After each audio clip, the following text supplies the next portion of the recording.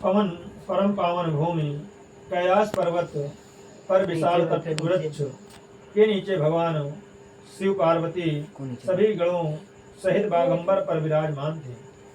बलवान वीरभद्र, भृंगी, श्रृंगी, नंदी आदि अपने अपने पैरों पर सदा शिव के साथ दरबार की शोभा बढ़ा रहे थे।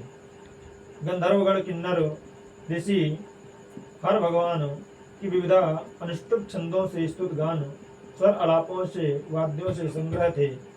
उसी शुभ अवसर पर महारानी पार्वती जी ने भगवान शिव से हाथ जोड़ करके प्रश्न किया कि हे महेश्वर, मेरे बड़े भाग्य हैं जो मैंने आप तरीके अर्धांगिनी पति को वर्ण किया।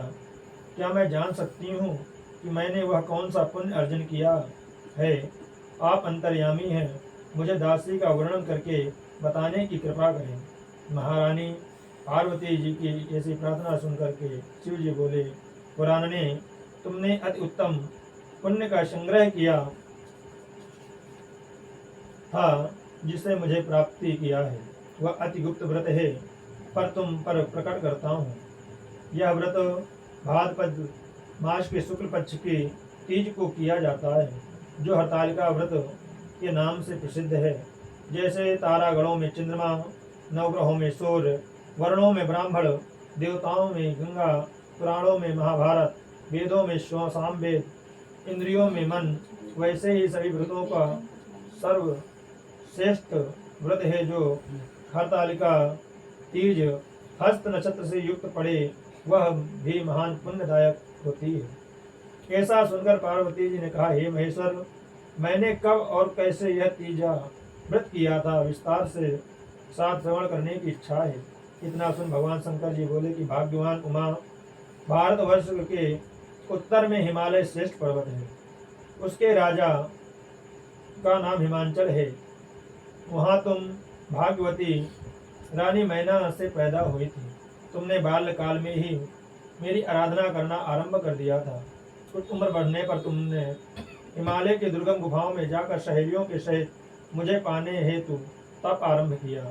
तुमने ग्रीष्म ऋतु में बाहर चट्टानों में आसन लगाकर तप किया, वर्षा ऋतु में बाहर पानी में तप किया, हिम ऋतु में पानी में खड़े होकर के मेरे का ध्यान लगन में संलग्न रही। इस प्रकार से 6 ऋतुओं में तुमने तपस्या करने पर भी जब मेरे दर्शन न मिले, तब तुमने उर्ध्वमुख होकर के केवल वायु का सेवन किया। फिर वृक्षों से सूखे पत्ते खाकर इस शरीर को क्षीण किया। ऐसी तपस्या में लीन हो देखकर महाराज हिमांचल की चिंता हुई और तुम्हारे विवाह हेतु चिंता करने लगे। इसी शुभ अवसर पर दिवस नारद जी उपस्थित हुए और राजा अति हर्ष के साथ नारद जी का स्वागत पूजन किया। उस उपस्थित होने का कारण जानने की इच्छुक हुए नारद जी ने कहा, राजन, मुझे भगवान विष्णु ने भेजा है। मैं चाहता हूँ कि आपकी सुंदर कन्या का योग वर प्राप्त हो, इसलिए वैकुंठ निवासी शेष सैया भगवान ने आपकी कन्या का वरण स्वीकार किया है। क्या आपको स्वीकार है? राजा हिमांचल ने कहा, महाराज, मेरा सौभाग्य है जो मेरी कन्या को विष्णु जी ने स्वीकार किया, और मैं अवश्य ही अपनी कन्या उमा का कन्यादान करूंगा। यह सुनिश्चित हो जाने पर नारद जी वैकुंठ पहुंचकर भगवान विष्णु से पार्वती के विवाह का पूर्ण सुनाया। इधर महाराज हिमांचल ने वन में पहुंच करके पार्वती के साथ को भगवान विष्णु के विवाह होने का निश्चय सुनाया। ऐसा सुनते ही पार्वती को मन महान दुख हुआ। उस दुख में तुम विह्वल होकर के अपने सखी के पास पहुंचकर विलाप करने लगी। तुम्हारा विलाप देखकर सखी ने तुम्हारी इच्छा जान करके, देवी, मैं तुम्हें इस गुफा में तपस्या के लिए ले चलूंगी जहाँ महाराजा हिमांचल तुम्हें ढूंढ ना सकेंगे। ऐसा कह सहेली उमा के सहित हिमांचल की गहन गुफा में विलीन हो गई। तब महाराज हिमांचल घबरा करके पार्वती ढूंढने हुए विलाप करने लगे कि मैंने विष्णु को वचन दे दिया है, वह कैसे पूर्ण होगा। ऐसा कह वो मूर्छित हो गए। तब सभी पूर्ववासियों को साथ लेकर ढूंढने के लिए महाराज ने पदार्पण कर ऐसी चिंता करके कि क्या मेरी कन्या कोई व्याघ्र खा गया, या सर्प ने डस लिया, या कोई राक्षस हर करके ले गया। उस समय तो अपने सहेली के साथ ही गहन गुफा में पहुंचकर बिना जल अन्न के मेरे व्रत को आरंभ कर दिया। नदी की बालू से लिंग स्थापित करके विधिवत वन के पुष्पों से पूजन करने लगी। उस दिन भाद्र मास की तृतीया शुक्ल पक्ष हस्त नक्षत्र युक्त प्राप्त थी। तुम्हारे द्वारा की गई पूजा के फलस्वरूप मेरा सिंहासन हिल उठा, तो मैं तुम्हें दर्शन दिया और तुमने कहा कि हे देवी, मैं तुम्हारे व्रत और पूजन से अति प्रसन्न हूँ, तो अपनी कामना से मुझे वर्णन करो। इतना सुन तुमने लज्जित भाव से प्रार्थना की, आप अंतर्यामी हैं, मेरे मन के भाव कोई आपसे छुपे नहीं है, आपको पति रूप में चाहती हूँ। इतना सुन करके मैं तुम्हें एवं मस्त कर इच्छित पूर्ण वरदान देकर अंतर्ध्यान हो गया। इसके बाद तुम्हारे पिता हिमांचल मंत्रियों के सहित ढूंढते ढूंढते नदी के तट पर मारे शोक से मूर्छित होकर गिर पड़े। उसी समय तुम अपने सहेली के साथ मेरी बालू की मूर्ति विसर्जन करने हेतु नदी के तट पर पहुंची। उसी समय तुम्हारे नगरवासियों ने मंत्रीगण सहित हिमांचल तुम्हारे दर्शन कर अति प्रसन्नता को प्राप्त हुए और लिपट कर रोने लगे और बोले, उमा, तुम इस भयंकर वन में कैसे चली आई, जो अति भयानक है, जहाँ सिंह, व्याघ्र, जहरीले भयंकर सर्पों का निवास है, जहाँ मनुष्य के प्राण संकट में पड़ सकते हैं। इससे हे पुत्री, इस भयंकर वन को त्याग करके अपने गृह को प्रस्थान करो।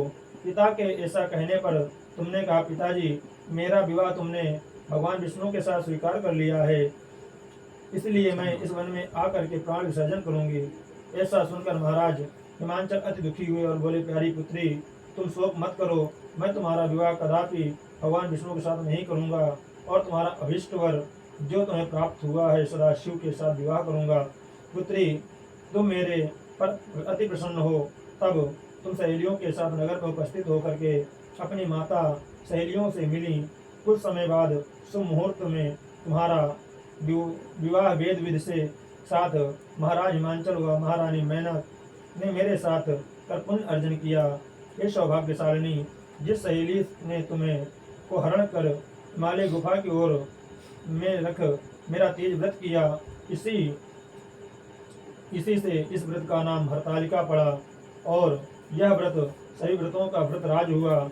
इस पर माता पार्वती ने कहा, प्रभु, आपने मेरे मिलने की सुखद कथा सुनाकर मुझे प्रसन्न तो किया, पर इस व्रत के करने का विधान फल भी मुझसे नहीं सुनाया, इसलिए कृपा करके मुझे इसके करने की विधि पृथक पृथक फल सुनाइए। इतना सुनकर भगवान शिव ने कहा, हे प्रिय, मैं इस व्रत राज सब विधान फल सुना रहा हूँ। यह व्रत सौभाग्यवती ग्राम नारी व पति चाहने वाली कन्याओं को करना चाहिए। यह व्रत भाद्रपद की शुक्ल पक्ष की द्वितीया के शाम को आरंभ कर तीज का व्रत धारण करें। यह व्रत निराहार, बिना फल आहार और निर्जल रह करके करना चाहिए। भगवान शिव पार्वती की प्रतिमा स्वर्ण की स्थापित करके केले के पत्ते में पुष्प आदि